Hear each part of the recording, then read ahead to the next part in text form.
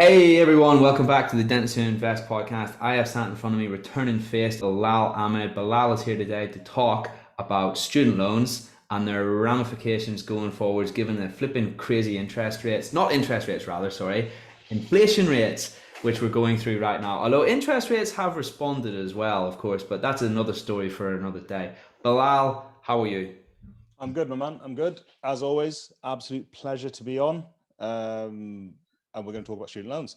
So I put a post out recently about the different types of student loans, the things you need to know, what you don't need to know, and how it impacts you. And I think you reached out and said this would be a good subject to cover, which talks nicely about what we're going to do today. So as always, it's about the educational side of things for me. Is we're going to go through, switch gears about who it applies to, why it applies, and then ultimately what your options are, because I always want to walk away with, ensure you get some actionable knowledge on the back of this that you can build into your structure and build into your planning. Pleasure to have you here, my friend. And you know what else inspired me reaching out about this podcast? I saw a BBC News headline and it said something along the lines of student loan interest rate goes to 12%. And I don't know if this was intentionally sensationalized. In fact, it usually is when it comes to the media, of course. But the way I interpreted that was, whoa, they've hiked the interest rates intentionally to be massive, to increase hugely. The students loan company have, but actually that was just a reflection of inflation, which is something that you cleared up just before we jumped on camera. But there'll no doubt be other people like me out there who have got slightly the wrong end of the stick on that one. But that is the sort of stuff we're going to delve into as the podcast goes on. And even after I learned that, I thought to myself, we still need a podcast on student loans because nobody has any idea how the heck they work. So I know that there is, you'll be better at describing it than me. There's different parts, there's different bands or categories that you can fit into. There's like band one, band two, things like that. Yeah, like you say, the inflation side of things, is the information you're getting sensationalized? How does it impact you? What does it mean to you? And that's really what these podcasts are about. And ultimately what Heath Green, our entire social media construct is about giving you that information that probably someone should have taught you formally as part of the many years of education you've been through. So, what student loan? Student loans, ultimately, you've borrowed to fund your ambitions, and you've got to the point where you're now employed and you've got to pay something back. Now, there's different plans, which is what determines your student loan. So, plan one, plan two, plan four, and then we've got a postgrad loan as well. So, how do you know which one you're on? So, if you graduated pre-September 2012, you're on plan one. Post-September 2012, you're on plan two. Plan four would be Scottish or EU student pre-1998. And then your postgrad is quite simply a master's loan post the 1st of August 2016 or a doctoral loan post 1st of October 2018. So quite a bit of information to digest there. No, it's cool. So long story short, in essence, plan one and plan two are the ones that are relevant for the vast majority of people. Maybe some plan fours out there and the odd, sorry, not plan four, rather the postgraduate one that you mentioned, but maybe the odd plan four as well, sprinkled into the mix, but very uncommon given the stipulations that you've just outlined. Correct. Plan one, plan two is what we're going to focus on today. Generally, postgrad, certainly with the clients that we see, they'll fund that through their working income. So a lot of people will self-fund their masters. So the most important thing is, when do I start paying? And again, switching through the gears, let's talk about your foundation dentist. And all of this always runs April to April, which is akin to the self-assessment tax year or your personal tax year. So 5th of April, 6th of April, 1 year to the 5th of April the following year. If you're a foundation dentist about to finish your year at the end of August, you'll have had a pro rata salary of about $2,500 a month, so 30 grand for the year, which will have just put you over the threshold. So I'm assuming if you're in your foundation the year that you're going to be in plan two. So when do you start repaying? So the annualized threshold is £27,295, but for the purpose of today, and whether I can remember that 295, we'll stick to 27k as the threshold. So anything you earn over a pro rata 27k is what you then start paying a 9% deduction on. So that's $388 a week, 1682 a month, or that's plan one. Sorry, plan two is anything £524 a week, 2274 a month, or 27295 for the year. Now, again, for most foundation dentists, you'll come to the end of your foundation year at the end of August, and then you'll go into your self-employed income. So what does that mean for your student loan? Well, we take the full year for your income that says, what did you earn between the 2 Aprils, your employed income and your self-employed income. We put the two together, work out how much you earned over the threshold, and then deduct the amount you already paid whilst you're employed. That then leaves a balancing figure. You then give that, you pay that up as part of your self-assessment tax bill. So April to April, you'll pay that alongside your taxes by no later than the following January.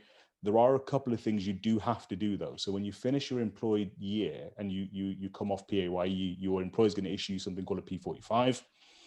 That will trigger something with the student loans company to start writing out to you, because they're now panicking, thinking this person's fallen off the grid. Are we going to get our money? So they'll start writing to you. Some of the wording's quite strong. Ultimately, look, there's quite a lot riding on it for them, so they will be quite strong with their wording. But all you really have to do is register yourself as self-employed. You can do that through HMRC's website. You register yourself as self-employed from the 1st September, if that's when you're going self-employed. You then get something called a unique tax reference number, or a UTR. You then give that up to student loans company. They then know to wait for your self-assessment return, and they'll stop sending you out the letters and then potentially any penalty notices, anything like that, because it can be stressful. So stay on top of it, be proactive with your approach, and understand what impact it has on you. And then as part of your self-assessment return, you'll then pay 9% over the threshold. Again, that's any of your income minus your expenses, which is then your taxable income. Your taxable income is then what your self-assessment, your student loan calculation is then applied on. So plan 1 is pre-2012 and is £20,195 a year. Plan 2 threshold is £27,295 a year. And then plan 4 is anything over £25,375 a year. And your postgrad loan is anything over 21 grand a year. And well, what do I pay? So for plans 1, 2, and 4, it's 9% over the threshold, and then for your postgrad, it's 6% over the threshold. And then I put it on Facebook, and someone says, "What if on plans 1, 4, and postgrad, then you've been very busy and you're going to start paying because they do get stacked, and they get stacked with their representative thresholds as well, so it can get quite pricey." Oh wow. Yeah. And a couple of things is, not everyone who finishes their foundation year will go on to become a self-employed associate. Some will go on to do probably DCT, DCT2, whatever they really want to do, or some might then go into employed jobs, in hospital jobs, max facts, whatever really is. The associate self-employed isn't the be all and end all for all dentists finishing their foundation year.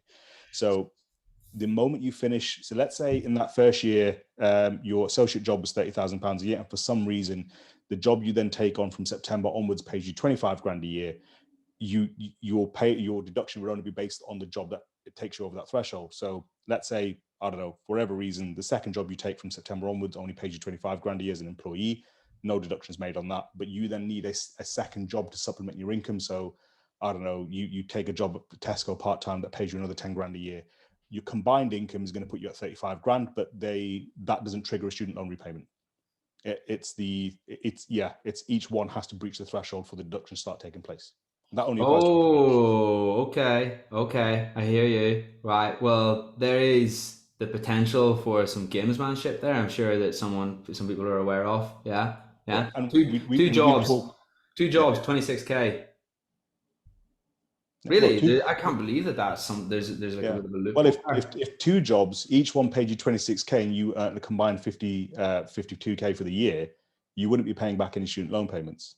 That's nuts. And that's it's quite an interesting point, because we now need to talk about sort of the implications and how your debt starts stacking up and everything like that. And ultimately, when I trained to become an accountant, I had a choice that says I worked straight out of college. I saved up enough money. I was in a fortunate position to pay for the education out of my own pocket, because I sit down and did the math. That's how fun of early 20-something year old I was. I then worked out how much it would cost to pay for the education, because for all accountants, really, to become chartered, your degree only gets you onto a training contract, and then you've got to do a 3-year training contract to become chartered, and so that's all postgrad anyway. So for me, it was, well, how quick can I get, or how can I get onto a training contract as easy in the most cost efficient way, because my employer will then take on the rest of that financial burden. So I chose to pay it out of my own pocket. That says, I don't want that 9% hanging over my income for the rest of my life, because there's certain considerations, because I don't. This is a question for Vinay really, but when you're going for a mortgage application and they take the top line number, and if I've got a student loan and James doesn't have a student loan, we've both earned 60 grand a year. Why should we be loaned the same amount of money when I don't have a student loan and I have more liquidity?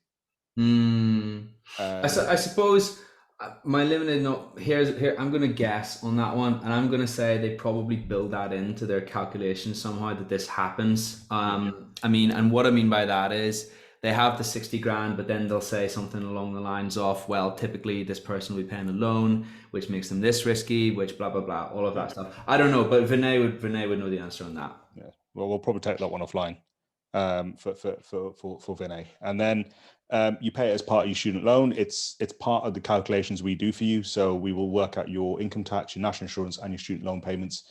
We would just need to know what band you're on, and then we factor all of that in for you. So I think the interesting thing today, there's a couple of things that I want to talk about before we jump into it. But is there anything that you want to add at this point, James? No, listening intently, very interesting. So obviously, we've done this point to death, but it's really important that we sort of layer this knowledge on as we have these conversations. It's the age-old debate of student loans versus student loans. It's limited company versus sole trader. It's the number one question. That and cars are the two most popular questions that I get asked on a regular basis. Is should I go limited? Should I get an electric car? The answer to that is, well, it depends. So we're not answering that one today. What we are going to do when we do the calculations for self-employed versus employed, we never factor in student loan repayments because it can be massively misleading. And we'll talk about why in a second, which is why we don't put that in. So when we talk about the savings you make, we talk about the real savings, as in the total decrease in taxes you will pay. If we were to factor in student loans into that, A, it can make it look really attractive, and B, you're not saving money if you're deferring debt, which you'll have a much stronger opinion on, because I don't, obviously dentists who invest is your bag baby, as Austin Powers would say, is, which we are going to talk about, but we don't factor that into our calculations, because if the total taxes you've saved are X, then if you don't pay enough student loan back, then you're not going to cover the interest and your debt's actually increasing. So can you do other things with that money you're saving in your limited company to beat that? But you have to put that into your calculation. So I've got some numbers in front of me. So we're just going to base this on 100K. We're not going to go through all the permutations, but 100K is quite a good number to work from, because it highlights the point quite nicely. So if you're self-employed and you earn 100K, you'll pay about 27 grand in tax, about 5.5 grand in national insurance contributions, and about £6,500 in student loan contributions. So that's your 9% over your 27 grand. Yeah. So it's quite a sizable amount that 9% has been based on. So that's 6.5 grand against your student loan repayment. If you operate via a limited company, and as we've said, the most tax efficient amount to take out your company is 50K, mix of salary and dividends. Your student loan is no longer based on the money the company makes. It's based on your extraction at the company. So it does apply to dividends as well, then, in that Correct. case. Yeah. Right. So investment. So it does apply to dividends. So if in that year you've had a 9 grand salary and a 41 grand dividend, your self-assessment now shows 50K. Now you're paying the 9% above the 27K up to that 50K, which is a payment of just over 2 grand. Now that's a £4,500 difference, which, if we were to do the numbers in front of you and try to be sort of misleading, we would say if you went limited, you would save about 17 grand a year in total, but it's not a savings, it's a debt deferral. So out of that 17 grand, you've got to take 4.5 grand out of that, because I still want you to do something with that. I still want you to pay down your debt or do something with the money going to a limited company. Because as you know, I'm a massive advocate that says if you go limited, the biggest reason you should go limited is so you can have the liquidity to then reach your financial goals and what it is you're trying to achieve. That's the biggest reason you should go limited. So with that being said, is if you were to earn 50K a year and your threshold's 27K, and then I'm just going to tweak these numbers slightly. Sorry for my creaky chair. You're then paying back student loan on 22,705. You pay back 2 grand. Now, on current rates, and we'll go through interest rates in a bit more detail, but what it is currently is about 4.5%. So if you borrowed 20 grand, for instance, your interest payment on that is 900 quid. You've repaid 2 grand, which means 1,400. Well, there's still £1,100 that come off the original capital that you borrowed. Now, if we go the other way and say you borrowed 50k, for instance, which isn't unrealistic to fund what a 5-year program or a 4-year program is. If you've borrowed now 50k, your interest payment on that at 4.5% is £2,250. You've paid £2,000 against that. Your debt at the end of the year, even after your repayment, is 250 quid higher than what it was where you started out, which is a bitter pill to swallow. So let's talk a bit about interest, and let's make that interesting. So how is interest calculated? If you plan one, again, there's quite a bit of detail. All of this is on an Instagram post I put on my Instagram. So at Heathhill Green, go check it out. And all of this detail is within that. And there's some good context in the caption below as well. So plan one, your interest rate is charged at a flat 1.5%, dead easy. Your plan two is 1%, 1.5% if you earn under the threshold. So your interest, if you earn under 27k, and this is where you're talking about gamesmanship, is if you are earning under 27k, then your interest rate is only 1.5%. If you earn over that, then the interest is 4.5%. But that 4.5% is inflation plus 3%, which is currently 4.5%. I say currently at published rates before everything we're going to go into in a second. But inflation wasn't, touching double digits when this was written, and this is all on HMRC's website. It was 1.5% plus 3%. So really, that's referring to last year, Correct. tax year, right? And we would expect that when they update it for this year, it's going to be a hell of a lot higher. Correct, and that's where a lot of the scaremongering is at the moment. But it's a pertinent subject. We need to have these conversations because you can't bury your head in the sand, because you need to factor in all of this into your investment decisions, into your planning, into everything really. All of this does need factoring in. And then your postgrad is a straight 4.5%.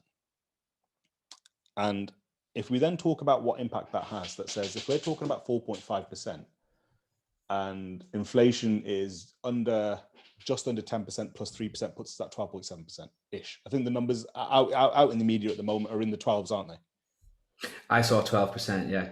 Yeah. So in that same example where you took a 50 grand loan at 4.5%, but let's put that at 12%. And so on that 50k, the interest then charged, if you earn 50k, is 6 grand. Wow. In the year. You've still only paid 2 grand towards it, which means your debt, even after your 2 grand repayment, is now 4 grand higher than where it was before the year ended, which is a freaky number. Now, just to sort of, it's RPI plus 3%, but the inflation rate at the moment is unprecedented. So the legislation can't have even factored this in, but within the legislation that says there is a cap, the government can step in and put a cap on it, which is quite useful. So the numbers that we've seen are close to 7%, so it's about 7.3%. So if you put in 7.3%, again, same 50k example, where you've taken a 50 grand loan, your interest increases by about 3.5 grand, but you've only paid 2 grand towards it, which is, again, a bitter pill to swallow. That says, but if you, in the same 100k scenario, limited company sole trader, you'd have paid 6.5 grand towards it, so you still would have made some dent in the money you're earning. Now, I think you raised this point quite nicely, and I read this, I think it might have been you, and I definitely read this online, is we're always seeking investments somewhere we could put our money where we can get a decent return. What is a decent return? It's intrinsic. If we said, we've got 10 grand in our savings, and we put, and none of this is financial advice, by the way, this is just two dudes talking, and to all the dude and dudettes listening, is if you had 10 grand and you invested that and got 10% return, you'd consider that a pretty solid return, wouldn't you? And that's £1,000. But if you could cut £1,000 worth of costs out of your life, you've given yourself a similar return, haven't you? Yeah. And we talk about inflation, what is the point of inflation and what it does and what it is. It's simply the money you borrowed isn't going to be isn't going to be worth what it's worth when you come to repay it, which is why the interest rates have to increase to cover the cost of inflation. Now, conversely, James, you raised a very valid point is, well, if it does increase, then your 50K that you borrowed, you've benefited that side as well.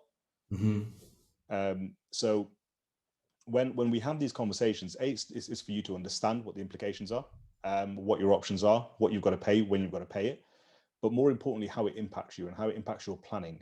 And do we advocate clearing your student loan as early as possible? I don't know. We can't give you that advice. We're not here for that, but it has to bake into your wider decisions. Coming from my background, we were always told, you've got to shun debt for as quick as you can. You don't, if you have to borrow and you're forced to borrow, then you do everything you can to repay that as quick as you can. I've taken my mortgage over sort of shortest term possible, so I can then start repaying it back as quick as possible. I don't really like the use of credit cards. I use my Amex for points, but ultimately, debt for me is not something I would do unless I can make money on it. Like buy-to-let mortgage, for instance. I'm not going to try and buy a buy-to-let property for cash because it doesn't make sense for me to do that. But we're sort of veering off topic slightly. But the idea being, what would you do in this scenario, James? If you had a 50 grand student loan and you have 50 grand sat in your bank account, would you clear your student loan? Or would you put that 50 grand somewhere else? What would you do with it? Here's the thing. So it comes back to good debt and bad debt, and it's always going to be, you can look at the figures, but people's proclivities and opinions will make them react differently in these scenarios, right? So for me personally, here's how we look at it, right? Here's the critical way to analyze. Let's look at just normal debt versus, and forget about student loans just for 2 minutes, okay? So let's say you have borrowed money on a debit card, or sorry, a credit card rather. Now, let's paint a really simple picture at the start, right? Let's say that debt is a 16% APR, 15% APR, right? And here's a mistake that I see people make all the time. They think that they need to invest their money to grow their wealth, right? But what are you trying to do if you invest your money? What's the flipping first thing that they teach you in any book on investing? They talk about compounding, okay? So the whole point is that you invest your money as soon as you can and as consistently as you can so that effect kicks in. Now, if we look at the data, S&P 500, returns on that, 9.1% since 1957, including dividends. Okay, so that's the returns that you can expect to get in the market, maybe 9 to 10%, 10% at a push, okay, typically. Now, that would be if you simply just buy the market over and over again. Some people can do slightly better than that if they have other funds, little satellite funds that surround that are rather more punchy. Maybe they're in the AIM market, maybe they've got some in the NASDAQ and things like that. But there's actually a little bit of skill that comes into actually attaining that higher return. There's a little bit of skill that comes into it. Therefore, not everyone can achieve it. So long story short, realistically, we're talking the 9 to 10% mark. Okay. Now, if your debt is accumulating against you at a rate of 16%, you're actually increasing your level of debt at a greater rate than you can ever expect to get returns in the market, right? Sure. So that's plain and simple. Okay. If it's above that threshold, it's black and white. You need to pay off your debt. Now, even when let's say if we get down to 8%, right? 8% APR, and we can get 9 to 10% in the market, right? So all of a sudden everyone's like, oh, but I can do better in the market by approximately 1%, right? And that's all well and good in theory, but the market actually doesn't really work like that, because some years it'll go down 10%, and then some years it'll go up 20%, right? And overall, these are the returns that you might expect, right? But who's to know? The whole point is you can't predict when those years are. So 8% consistently against you versus on average 10% over a long period of time, averaged out over a long period of time. I wouldn't like to roll a dice on that one. All right. Yeah. If you see what I mean, does that make sense? Yeah. So there's a really nice rule of thumb that I've come across before, and that says that as soon as the interest on any debt is over 5%, you really want to focus on paying that back versus investing it, right? Rule of thumb. All right. Okay. This is where we purely look at the numbers. Let's forget about your inclinations and your ideals and whatever culture or whatever background that you're from that isn't and giving you ideas or preconceptions about debt. That's purely on the numbers, right? Yeah. 3 to 5%. It's 50-50. You can do either, really. You can argue a case either way. Under 3%, it's pretty consistent that you can beat that level of debt in the market. Therefore, it is believed that you should orientate your wealth towards repaying your debt. Sorry, let me backtrack. You should orientate your wealth towards investing before you should repay your debt at that level. Rules of thumb, all right? Never ever black and white, okay? So that's straight up normal debt, okay? And that's when we're talking about what we might call bad debt, as in debt that is consistently appreciating at a rate greater than we can ever appreciate our money. So that's which is we're in that territory now for student loans, though, aren't we? Well, we are, yes, and this is where I'm building up to. So the conventional wisdom is student loans, okay, particularly that plan one that you're talking about. Given that framework, the whole reason that I went into all of that was to give everybody a framework or some sort of bearing on what we're about to say next, right? So let's say your plan one, given what I've just said, appreciating at a rate of 1.5%. Okay, the conventional wisdom would be to focus on investing and growing your money and then eventually paying it back one day. Okay, but you said that's not linked to RPI whatsoever, so that's never going to fluctuate. Okay, and I get that there's a whole over £20,000 thing that before you pay it back, that's actually an extra little nudge to not pay it back, in my opinion, for the plan one people. Okay, because you're not even. It's not even, you get this first 20,000, which is sanctum always, right? And it can never be encroached upon, right? So plan one people, for me personally, I would orientate myself towards investing. Now, of course, what we have to factor in there is that you have to have a knowledge on investing in the first place, okay? Because if you're not actually even getting 10% in the market and your money's just sitting there, then effectively you might there's not any appreciable gain on it, then wouldn't it be better to negate the 1.5% that's working against you? Correct. Versus nothing happening? Okay, yes. But even the most rudimentary knowledge of investing will allow you to beat that. Okay? With me so far? Yeah. Unless you follow my crypto strategy, and then you always lose. Well, yeah, unless you like triple down on altcoins or do something bananas, not suggestible. But anyway, so plan two people, it's definitely way more of a conversation. And here's the things that I would consider, right? So first of all, the whole RPI thing, it actually works at both ends, just as you've said, right? Because, okay, it's appreciating at a rate of 10%, but the actual real value of that cash is also depreciating at a rate of 10%, right? Yeah. Will your wealth, honestly, there's about 50 things to consider here for me. Is your wealth going to appreciate at a greater rate than that? Should you invest in yourself? Should you get better at sales? Should you get better at education? One of the beautiful things about dentistry is, in terms of the money that you make, you can literally go into work on Monday and make more flipping money, okay, with the right mindset and with some more skills under your belt. That's a beautiful thing, right? So few jobs can do that, okay? Let's just straight up look at it from the point of view of someone without a limited company right now, okay? So for me, right, you've got that on the one hand, but then on the other hand, you've got this wealth or this debt that you have hanging over your head, which is appreciating against you, which is growing at this unprecedented rate, as you said, for the moment. Do we live in an era now of constant high inflation? These are the things that people are chucking around.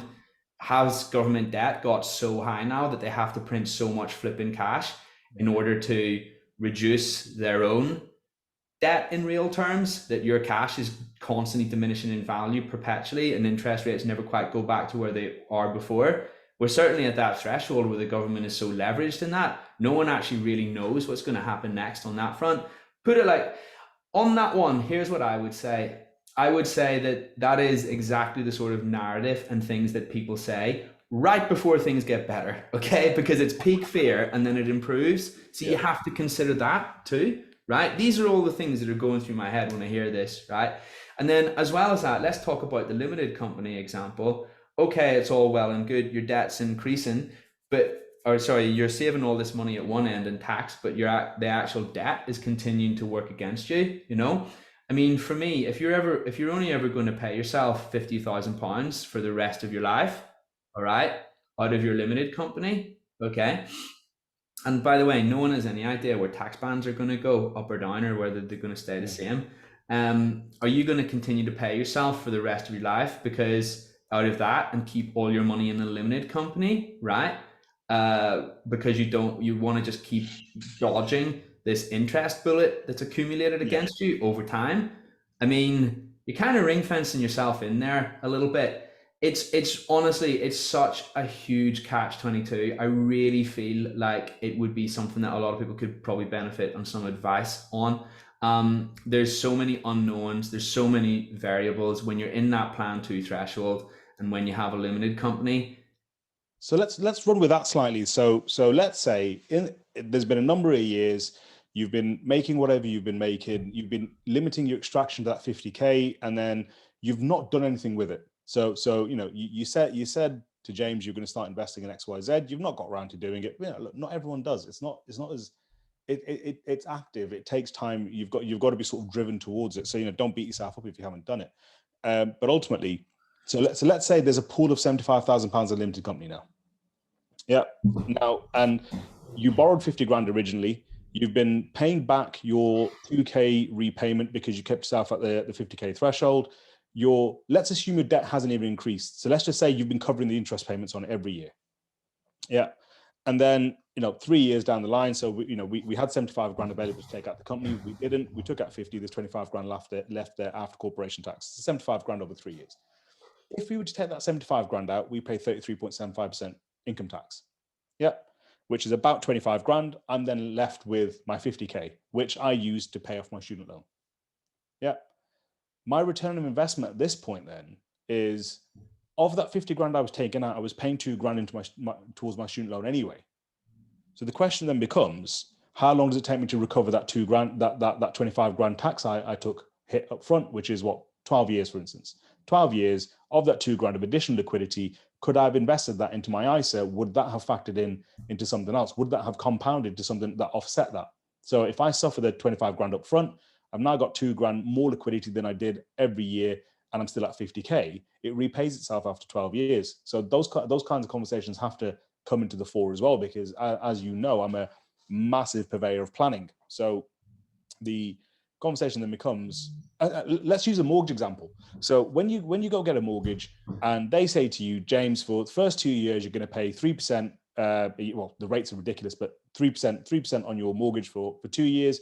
And if you go back and you revert to the standard variable rate for the next 23 years thereafter, you've borrowed 100 grand, you're going to repay 180,000 pounds. Now, and then they put a table at the back that shows what that debt looks like. And I don't know a single person that hasn't looked at that table and had a squeaky bum moment. That's gone, I'm borrowing 100K, I'm borrowing 300K, I'm going to be paying back nearly double. Nobody looks at the student loan. I don't know anyone that treats their student loan as a debt per se, that says I've got 50 grand on my head. It doesn't cause me any issues. It doesn't set my credit file. It doesn't really impact my liquidity for anything.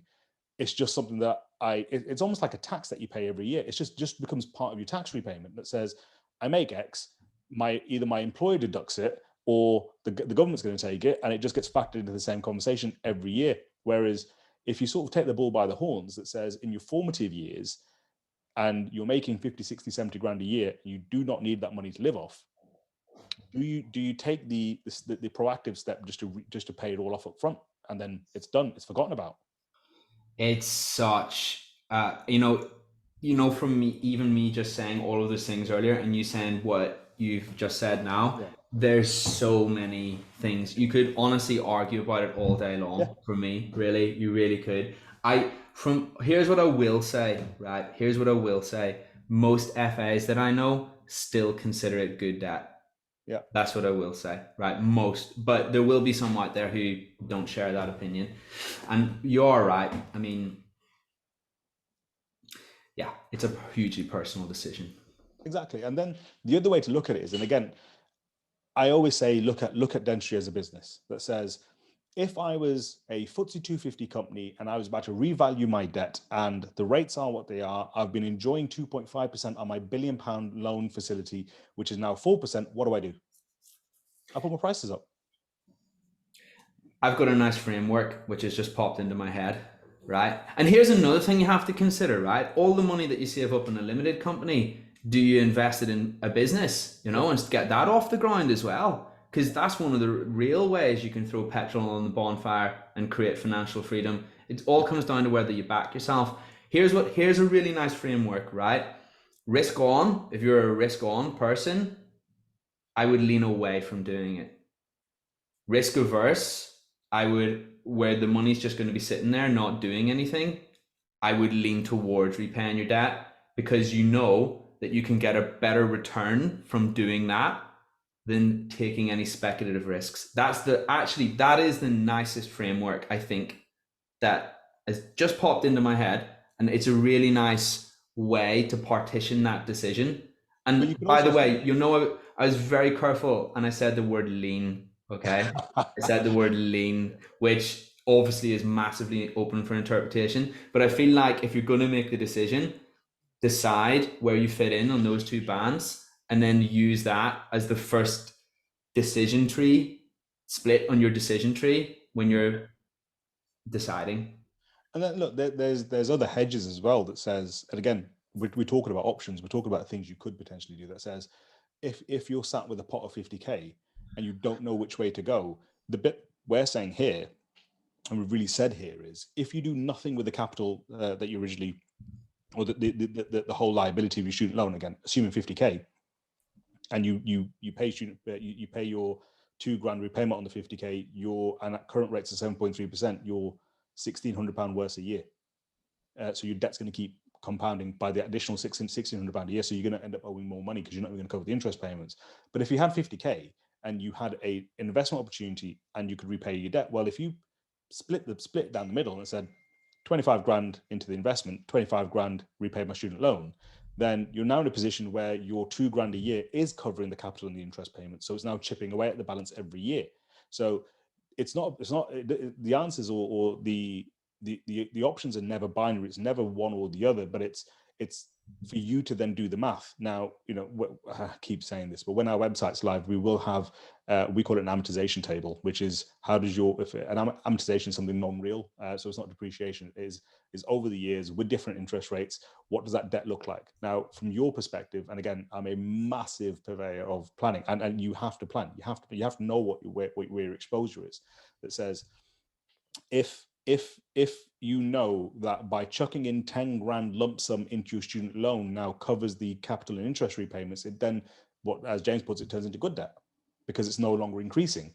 But you need to be able to work that number out, and you need to be able to understand how that number works. But because at 50K, you're not going to cover your capital and interest payments, but at 35K, you might be covering both and chipping away at the balance. And now you're happy as Larry.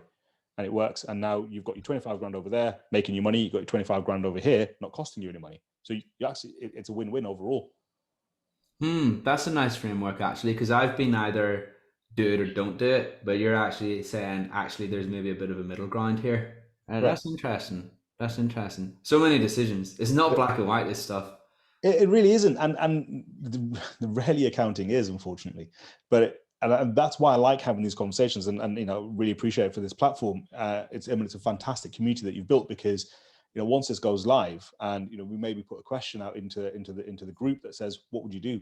Everyone's going to have a different opinion. Everyone's going to have a different option, which you'll find so many different permutations of what people have done or hadn't done or will do or may do.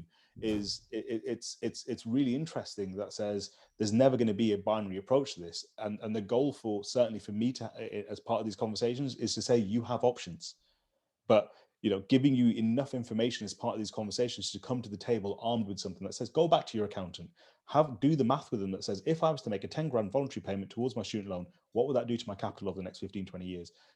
Build an Excel spreadsheet, work it out yourself, own your numbers, because I look at cash flow more than anything else, because the thing that's drummed into our heads is cash is king. That says, how am I, especially if we end up in a recession, that says those with more cash during a recession will make the most money coming out the other end of it. That says access to cash and having cash. That says if you do want to sit on your cash for now and do stuff with it, then as long as you're beating where your exposure, then you're in a good position. But half the battle is knowing your exposure. How do you calculate your exposure? How do you know where you need to be to understand the number you need to achieve? That says, if for instance, I don't know, your debt's going to keep increasing, then your option really, as we said before, is to increase your prices. That says, do you discount now? So every time you now go to someone asks you for a discount, that's now coming out your back pocket, and that's not going against any debt that you've got.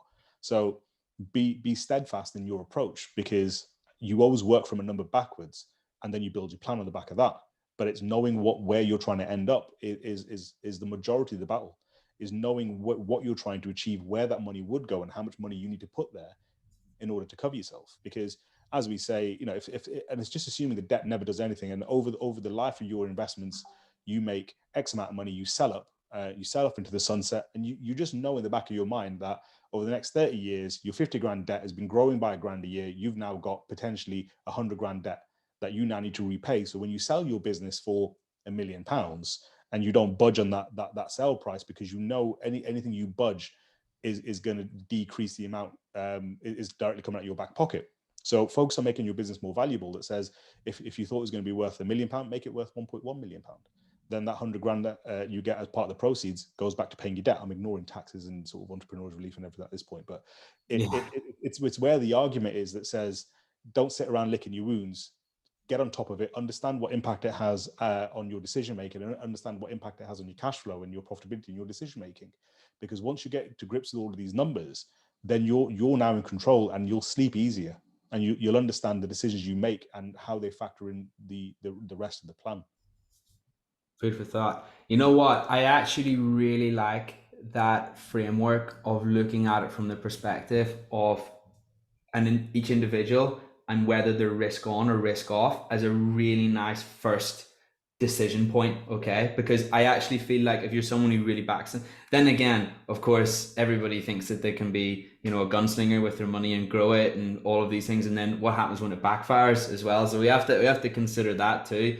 But if you have that inclination in you, then like I say, maybe you ring fence a little bit more of your money to do that, so that you can, because it's about doing what you want with your money as well. You've only got one shot on this earth to actually humor these inclinations that you have, which are part of your character, right? Whereas if you know that you're someone who's just going to sit on your monies and just sit and watch it accumulate, I definitely would siphon more of that off at that point, because that's the safest investment. That's the best investment you can ever make as someone with those inclinations, which is to reduce this debt that you owe, on which the interest is just perpetually costing you money. I like that a lot. And I think let's go right to the other end of the spectrum for the listeners of this podcast that will have kids coming up to university age. Do you want them to have the debt?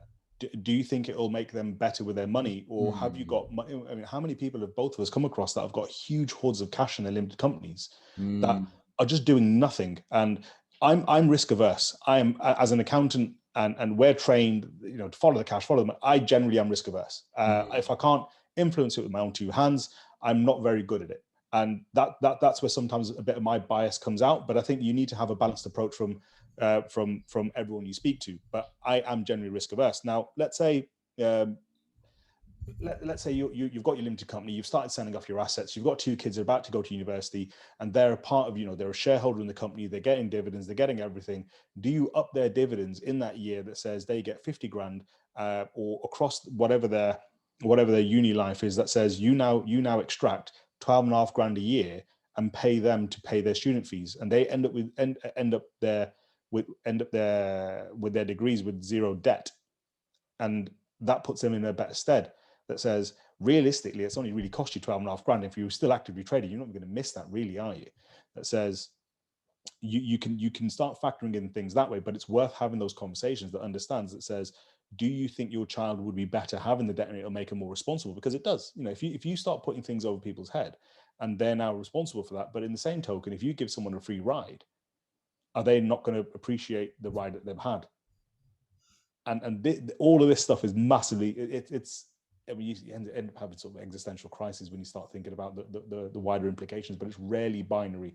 And how you plan for these kinds of things is really important. So those of you who've got kids who are nearing those sorts of ages, do you start building them into your wider tax strategy, and ultimately how the money finds its way to them in order to get there?